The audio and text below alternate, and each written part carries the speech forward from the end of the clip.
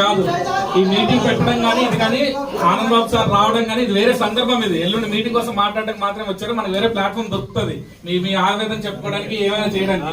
ఇప్పుడు ఇక్కడ రెండే విషయాలు చెప్తాను, చాలా ఓపెన్ గా చెప్తున్నా. మీరు ఇలాగే గొడవ చేస్తే సార్ ఒకసారి వినండి ఎవరైనా నా మాట వినండి. మీ ఆవేదన ఏమైనా ఉంటే సార్తో పర్సనల్ గా మాట్లాడి టైం ఏర్పాటు చేస్తాం. చెప్పండి తమ్ముడు. చెప్పుతో